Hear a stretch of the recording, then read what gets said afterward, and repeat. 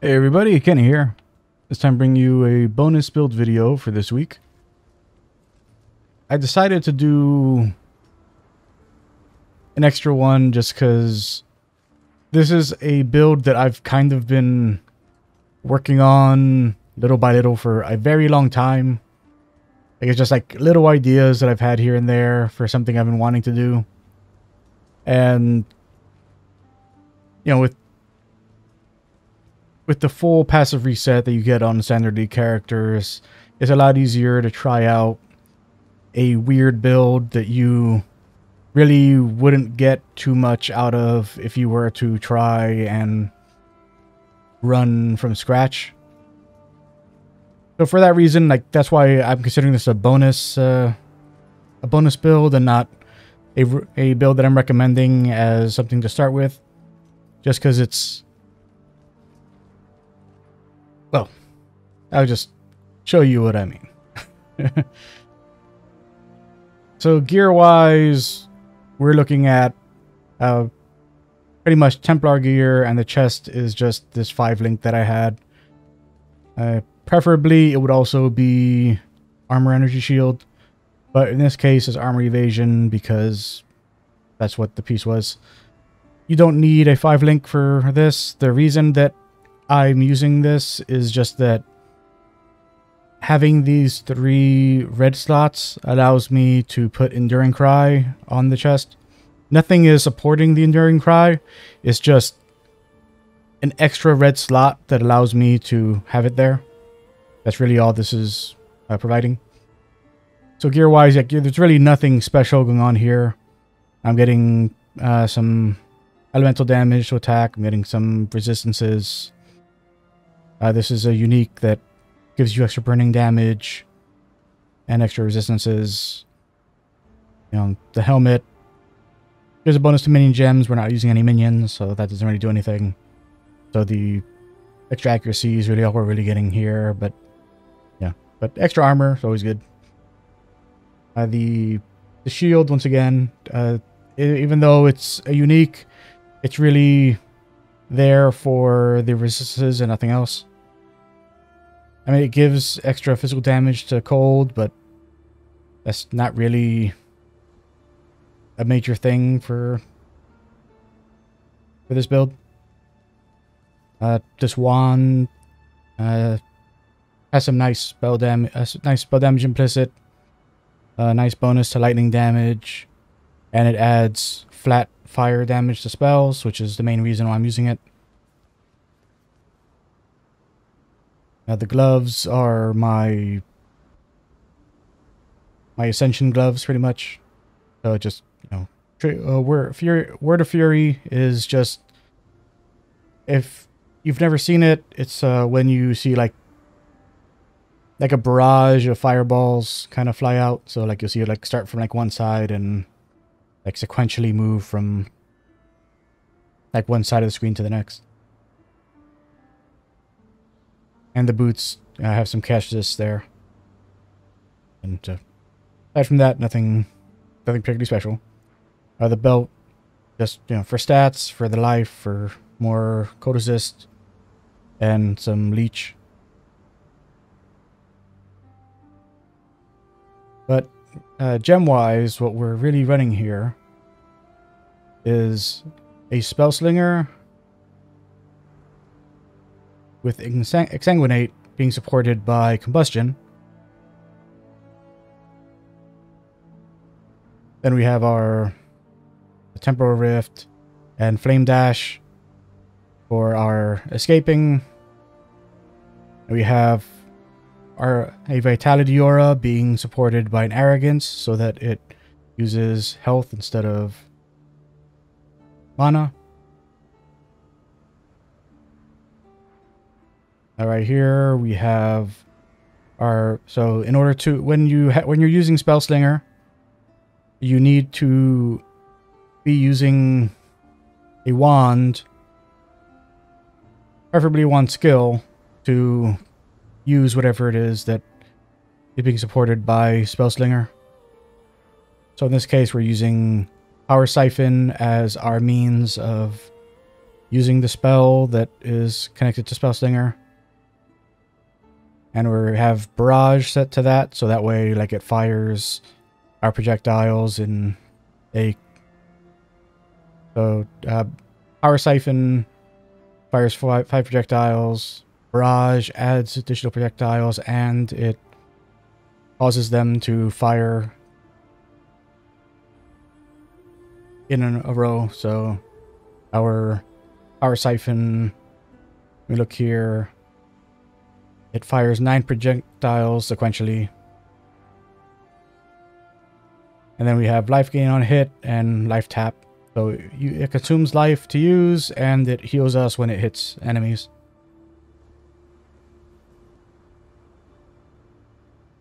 And then we have Summon Stone Golem for the extra regen. We have Corrupting Fever for some extra physical damage taken by our enemies. We have Petrified Blood for some extra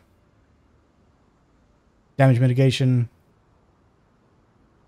The Righteous Fire, we're not using. So, like, this was... Like, the Righteous Fire was kind of what this was based around. Like, I was trying to see... Like, I was like, oh, could I get Righteous Fire going on something like this? And...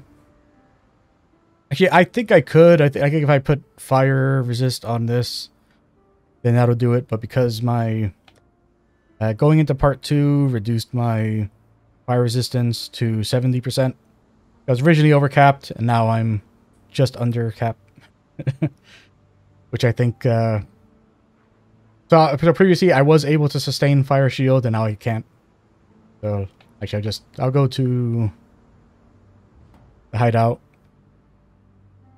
Just to show if I turn... So do I... Yeah, my golem's out. I have everything up. So if I use that, you'll see like my life's ticking down. So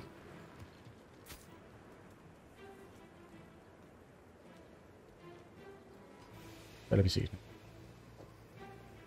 Craft some fire on this. Actually, do I have anything else that needs topping off here?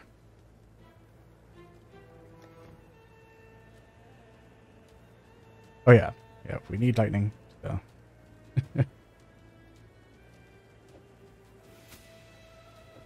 We will fire and lightning on this. Where you at? Oh no, we're full on suffixes on that. How are you? You guys got fire on there? Probably full. Definitely full on prefixes. Oh, we have open suffixes. Cool. Yeah, so... Fire and lightning.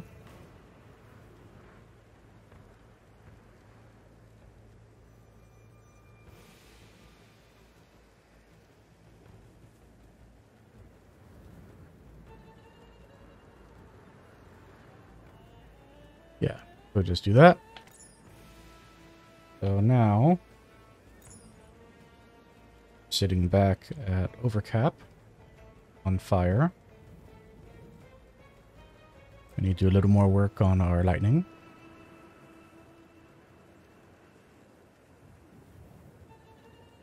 I have an amethyst ring here. Ah, well, that.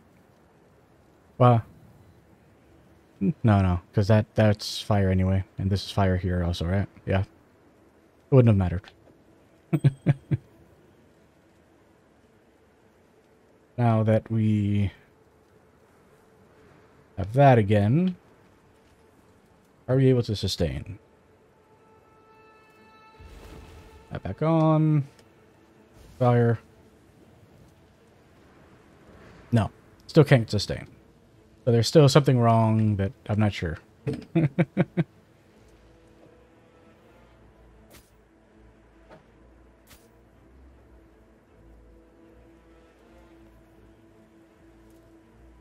Yeah. That's always one thing I've actually is... Yeah. No. It wasn't. Thought this was the... Yeah, removes all burning when used. Interesting.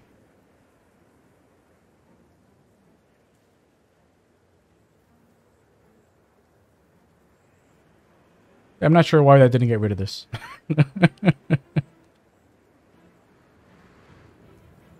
Normally using a flask that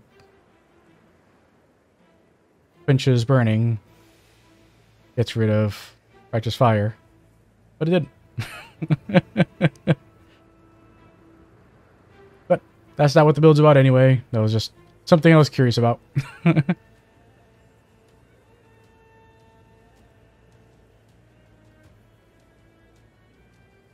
So as for the actual build, the other skill that we're utilizing here is we have our Despair being supported by Impending Doom, Life Tap, and Less Duration. This isn't just here for additional damage because this build really doesn't have any damage in it at all. When we look here, you'll see that like I did like full-on Scion here. So I started in the middle and went all 3 directions. So I went down for our resistances and to get additional mana and damage taken recouped as mana at 20%. So 20% of damage gets just restored as mana. We head up this way for regeneration, mana regen, and mind over matter. So we have additional sustain on top of, additional damage mitigation on top of our mitigation from having petrified blood. We headed out this way for even more regen and some armor. Got some additional dexterity. Got some more armor, more energy shield, more regen. Even more both mana and health regen. Further down for some attack speed, some more strength, some physical damage, more life, more strength, more regen, a little bit of advanced resistance, even more regen. And then out this way for some spell damage, some attack speed, cast speed, and movement speed. And then pain attunement. So that's really the only damage we have going for us is this here, that there, this little bit of physical here, which I think this is only for melee. I don't know, just as physical. Yeah, so there's really no damage as part of this. So that's why I'm using Corrupting Fever and Despair as additional damage sources. Because this build doesn't really have legs for that kind of thing. However, what this build does have in spades compared to pretty much any build that I've brought into this part of the game is sustain. My goodness, the sustain. The beautiful, beautiful sustain. I don't know how many of you have played through... I don't know how many of you have played through this this content. But once you get into part 2, things become much more difficult. I'm talking heinously difficult compared to part 1. And this beach is like a major player in that. When you get to this part of the game, there's a very good chance that if you were doing really good all the way up to Act 5, then you're going to get to this part and go, hey, so what the hell is going on? Why is everything one-shotting me now? Because most builds are going to run through that problem. Like, I'm not sure why it is that nobody talks about that, but Yeah, like the difficulty spike does not start when you get to maps. The difficulty spikes start here. However, like what you're seeing me do right now, like this isn't normal. What you're seeing, like being able to just stand in a pack of enemies in part 2 of this game, and just take the hit when you really don't have much going on, is actually incredible.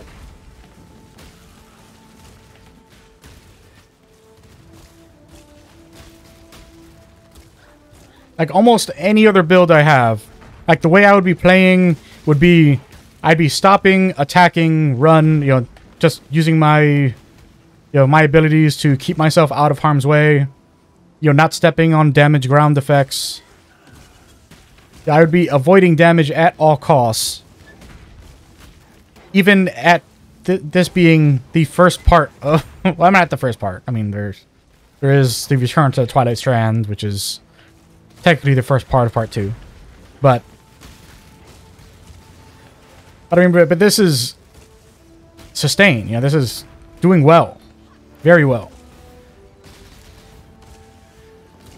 Now, obviously, like against like real bosses, like because this is a boss, but it's not a real boss. Like against a real boss, you wouldn't do what I'm doing right now. You would still play like a normal conservative. You wouldn't try to face tank, because you know they are still able to do, you know, considerable amounts of damage. Far more, like I would need to have triple the health of what I have right now, and probably a lot more mana if I wanted to have the defensive layers I have going allow me to do this against like the real bosses in the game. But honestly, like this is fantastic. Like really, like this is, I mean, I can't say I recommend doing this if you don't already have like a Scion that, like, you know, in standard league that you can just do a full reset on, you know, to play around with a build like this. Because I can't think of a good way to get a character. What does that mean? Why did I just get that achievement? I've put thousands of hours in this game. How have I just gotten an achievement? from clicking on a shrine. I don't understand. But regardless, like this is a very cool build. It's something that will allow you to do something that honestly, it feels great. Like being able to actually run around and run up to enemies in Path of Exile in this part of the game, like without having to get into maps content and farming up, you know, like the best bases with the, like with this, like, you know, like to build the gear that has the, like the best suffixes for whatever your build is, and just super investing and everything. Like this is just like incredible. Like there's very little going on here gear wise. Like yeah, I'm wearing 3 uniques, but honestly, like these uniques really aren't doing anything for the build, because you know this is, you know, physical attack damage and physical physical attack damage as mana leech and physical leech. But that's the only source of leech in this build, and I'm not doing a ton of physical damage here. Like all my physical damage is coming from Power Siphon. So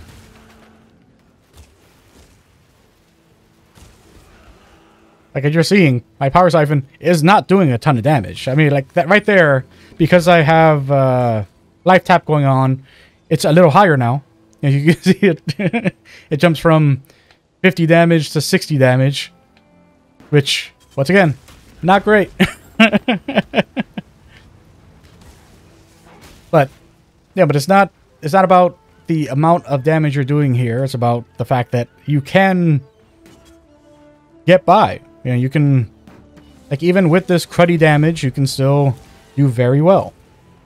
Like, you don't need to have gone through the pain attunement route. Like, you could, get rid of these 6 nodes and put them somewhere else. Get more life, get more damage somewhere else. Get all this. You can get this health here. You could go. I mean, the options available to you, I would say probably, like, if you went up this route, then I'd probably go in for this, just because these are really great right here. Because you got this nice like flat life and life increase there. Plus you have all this elemental damage, elemental resistances, freeze, shock, and ignite chance, spell damage, crit chance for spells. Like, there's lots of good stuff right here. Increased damage right there. You can reduce your costs right here and increase your mana. Like, lots of good options. Like, the reason that I have these 5 unspent points is that I wanted to show, like, the way that this build was when I did the reset while this character was still in the beginning of Act 5. So I finished so I did the rest of Act 5 and did a good amount of Act 6. So, so I already beat the Chevron and Brutus fight. Like this build, like, it runs. It's doing very well. Like, you won't, like, you're not going to be, like, tearing groups apart. You're not going to be doing crazy damage without some, some, like, good ideas behind it. Like, that's why, like, like, my idea was, I mean, what if I had Spell Stinger going with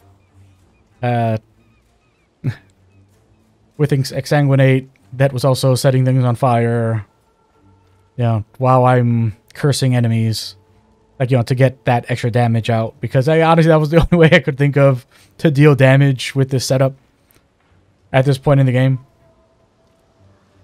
And, but you could come up with any kind of idea for how to improve on this. Like, I'm sure, like, like, if you're watching this and you have any experience with the game, there's probably, like, like 100 things that you've done yourself that you're thinking, I wonder if that'll work with this. And it probably will. Like, this is very versatile. It's just great sustain all around. And I very much, once again, I don't recommend doing this as a starting build kind of thing, because, to be honest, I mean, like, let's say you started and, like, you go for resistances, you go for evasion, elemental resist, then you go for some mana taken, damage taken, recoup this mana. Okay, what's that doing for you in Act 1, Let's say you went this way. Alright, so you got some spell damage, you got some attack speed, and now you have Pain Attunement. Alright, I'm pretty sure that Petrified Blood doesn't become available until, like, Act 3. So, I'm not sure what you're going to do with that. If you were to head out this way, you get some regen. Okay, you got Mind Over Matter now. Cool. I mean, you've got some mana regen right here. So that's nice, but you're not invested in mana at all. So, Act 1, not sure what's happening there. So I really, like, I guess, like, if you were to head out this way for that, that'd be useful. I mean, you wouldn't be getting any damage out of this, but heading to this would probably, it'd be something in Act 1. You'd have some extra life, regen, armor, I guess. Then you'd be closer to this to get that sustain there. But really, like none of this is useful for for Acts 1 and 2.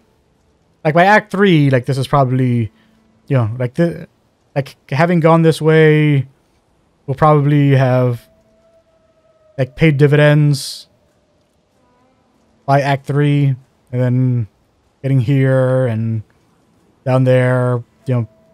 So by Act 4, like, you know, this is pretty good. You know, if you have the right gems to do something with it. But really, like, once again, this is not something I'm recommending for starting, just because I can't see it actually being useful to a new character you want to make. But I definitely recommend trying it as something that you want to reset an old character with. That's really all this is about. That's why it's a bonus build for this week and not a build that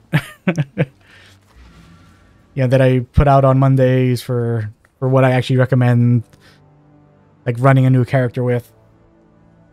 So if there's something that interests you, then I hope you try it out. I know I've been having a lot of fun with it, and I'm gonna keep going on my Inquisitor playthrough to see if that's something that could be recommended on a Monday, or if that's going to also end up in this realm where it's more of a Wednesday bonus build that you could try out, but I don't necessarily recommend. Which I'm gonna do one of these next week as well, just because I've ruined another character. Like, this character, I don't necessarily feel I've ruined this one, because like I said, like, this is very solid. But I did really like the old build this character had, which was more of a consecrated path, two-handed, like, battle cry kind of character. Which, yeah, I enjoyed that other one, but definitely didn't have to sustain this one. But, yeah, next week I'll probably be doing a build video on a character that I completely ruined. And that won't be my Monday build. My Monday build will be a build I recommend, as usual. But next Wednesday, I think, will be a build that I do not recommend, but is interesting. I ruined the character completely, but it is an interesting build, and I do want to show it just more as a, you probably shouldn't do this, but if you do, this is kind of neat kind of thing. Anyways, so thanks for stopping by. Hope you enjoyed. If you did, do all the YouTube stuff, like, comment, subscribe. And I'll talk to you guys next time.